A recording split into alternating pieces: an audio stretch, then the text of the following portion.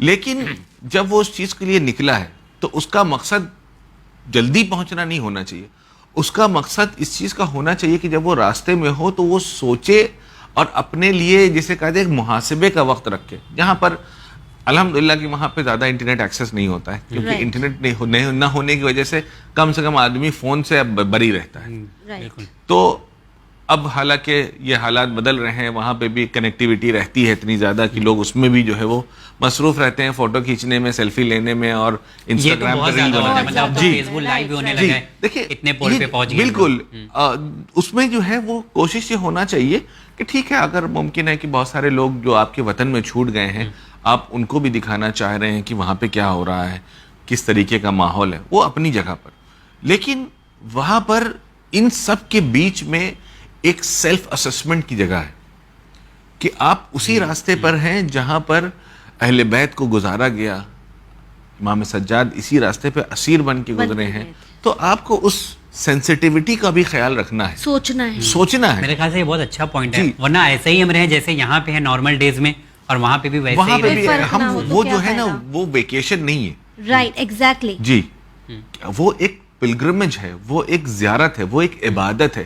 اس concept کے ساتھ چلیں کہ ہم عبادت کر رہے ہیں, فرشتے آپ کے نیچے پر بچھائے بیٹھے ہوئے ہیں, تو ہم کم سے کم اپنے اندر وہ صلاحیت پیدا کریں کہ فرشتوں کو افسوس نہ ہو کہ بتائیے کہ کیسے کیسے کے نیچے پر بچھانا پڑا. ذریعے کو مس کرنا مطلب امپورٹنٹ ہے, اگر نہیں ہوتا بائی چانس کوئی نہیں زیارت کر پاتا کیونکہ مجمع اتنا زیادہ ہوتا ہے اور ایک دوسرے کو مطلب تکلیف بھی ہو جاتی ہے, تو اگر نہیں ٹچ کرتے ہیں تو کیا کوئی پرابلم ہے, زیارت نہیں پوری ہوگی. دھکا دے کر بھی پوری کوشش یہ رہتی کہ ہم ذریعے تک پہنچ جائیں. ہم نے یہاں تک سنا ہے مولانا صاحب کہ ہم تو آئے ہی ہیں ذریعے چومنے کے لیے, اگر یہ نہیں چوما تو پھر زیارت کیسے قبول ہوگی ہماری. دیکھیے سب سے پہلی چیز یہ ہے کہ ذریعے کو ہر آدمی چاہتا ہے کہ وہ چومے, لیکن یہاں پر سب سے اہم چیز یہ ہے کہ اگر آپ کے ذریعے چومنے سے اور وہاں تک دھکا مکی کر کے جانے میں کسی دوسرے کو اگر اذیت ہو رہی ہے, اس کا گناہ ذریعے چومنے سے زیادہ ہے.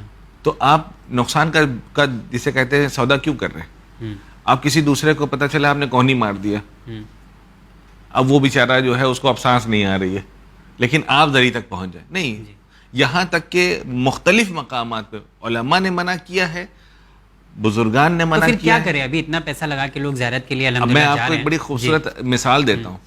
ہم لوگ یہاں سے جا رہے ہیں, میں نے خود دیکھا ہے, جب میں خود مشی میں تھا, ہمارے ساتھ جب راستے میں تھے تو پتہ چلا کہ کچھ لوگ, یہاں تک کہ میں نے 2 بھائیوں کو دیکھا, ایک 9 سال کا تھا اور ایک 11 سال کا, چھوٹے چھوٹے بچے تھے.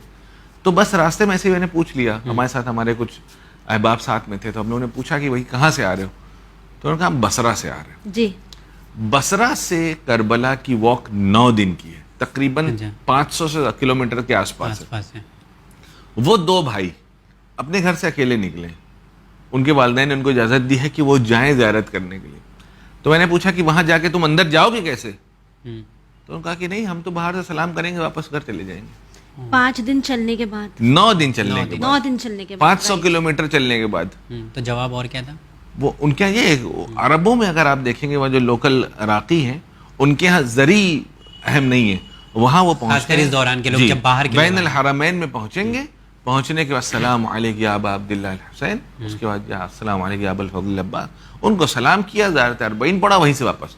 وہ حرم کے اندر بھی نہیں جاتے ہیں. جی, کیونکہ اصل مقصد جو ہے وہ کچھ اور ہے. شاید ہم لوگ پیچھے رہ جاتے ہیں, وہ شاید ہم سے ایک قدم آگے ہیں اس سفر معرفت میں, شاید وہ ہم سے آگے ہیں یا ان کی سمجھ ہم سے بہتر ہے. کہ زیارت کا مقصد ذریعے چومنا یا ذریعے میں چپک جانا نہیں ہے. زیارت کا مقصد یہ ہے کہ ہم اپنی جب وہاں پہنچے تو ہم تجدید بیعت کریں کہ مولا اگر ہم اس وقت ہوتے تو ہم آپ کا ساتھ ضرور دیتے, اور یہ ہماری یہاں تک آمد اس بات کی علامت ہے کہ ہم آپ کے ساتھ. وہ لوگ خوش نصیب ہے جو اس موقع پر وہاں پر ہیں. بالکل, اور جو لوگ نہیں گئے ان کو مایوس ہونے کی ضرورت نہیں ہے. بہت سارے لوگ مایوس ہو جاتے ہیں. بالکل نہیں, مایوس بالکل نہ ہو, کیونکہ خود یہ ہوپلیسنس اور مایوسی جو ہے وہ شیطان کا ایک حربہ ہے کہ کہیں دیکھو تم اس لائق نہیں تھے کہ مولانا نے بلایا, تمہارے پاس پیسے نہیں ہے, یا بہت ساری ریزن. شیطان جو ہے وہ ہر اس جگہ سے کانسیپٹ بھی ہے نا, لیکن